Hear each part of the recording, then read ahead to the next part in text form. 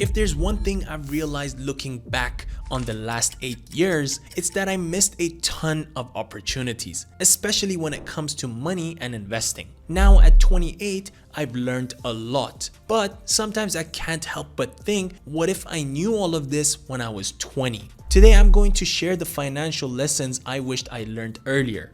Lessons about investing in stocks, understanding economics, and yes, Bitcoin. If you're in your 20s right now, this could be the wake-up call you need to start thinking long-term about your money. The first thing I wish I knew is just how important it is to start investing early. Back when I was 20, I thought saving money in a bank account was enough. Spoiler alert, it's not. Inflation slowly eats away at the value of your cash, and if your money isn't working for you, you're falling behind. If I had started investing just $100 a month in an index fund like the S&P 500 at 20, I'd already have a significant amount saved by now, without much effort. That's the magic of compounding. The earlier you start, the more time your money has to grow. For example, the average annual return of the S&P 500 is about 8 to 10% over the long term. If I'd started at 20, even with small contributions, I'd be in a much stronger financial position today.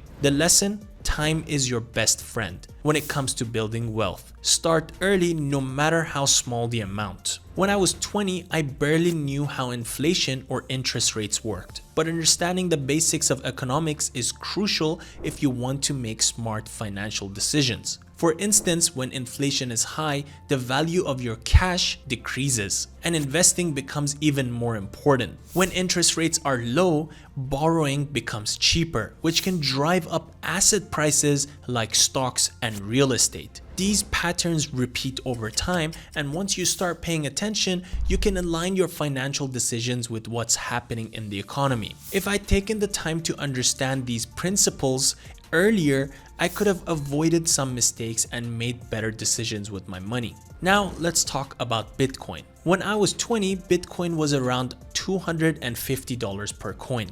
At the time, I thought it was just a passing trend, something speculative and risky. What I didn't realize is that Bitcoin represents more than just an investment. It's a revolutionary technology that challenges traditional financial systems. Let me put this into perspective. If I had invested just $1,000 into Bitcoin when I was 20, that same investment would be worth over $100,000 today. That's a mind-blowing 10,000% increase. Back then, I didn't understand its potential, and honestly, I was too skeptical to even try learning about it. Now, I'm not saying everyone should go all in on cryptocurrency, but what I wish I'd done was take the time to understand it and maybe allocate a small portion of my savings to it. The lesson here is this: sometimes taking a calculated risk on something new, especially when you're young, can pay off big. It's not about throwing all your money at the next trend, but about being open-minded enough to explore and learn.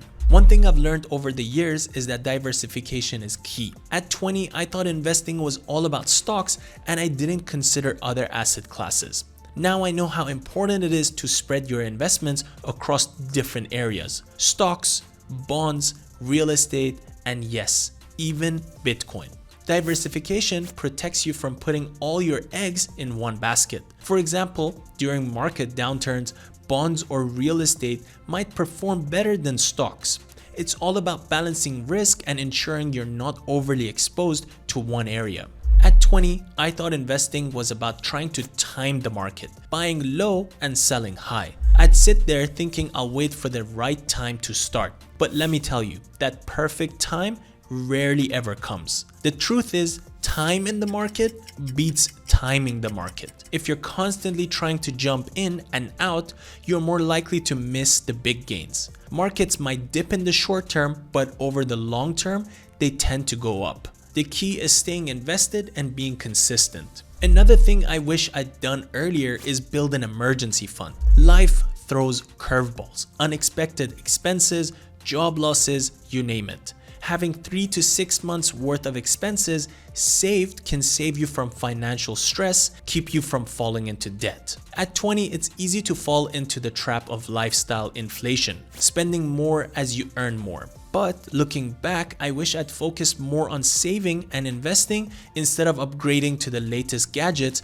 or spending on things I didn't really need. Living below your means gives you the financial flexibility to take risks and invest in your future. Finally, I wish I'd realized that financial literacy is a lifelong journey. At 20, I thought I'd eventually figure everything out, but the truth is, you're never done learning. Whether it's reading books, watching videos, or following financial experts, staying informed is one of the best things you can do for yourself. For example, just understanding how taxes work could have saved me money early on. Or learning about the psychological side of investing, things like avoiding emotional decisions, could have helped me make smarter decisions. If I could sit down with my 20-year-old self, here's what I would say. Start investing as early as possible, even if it's just a small amount. Learn how the economy works so you can make informed decisions. Don't ignore opportunities like Bitcoin and always diversify your investments. Build an emergency fund,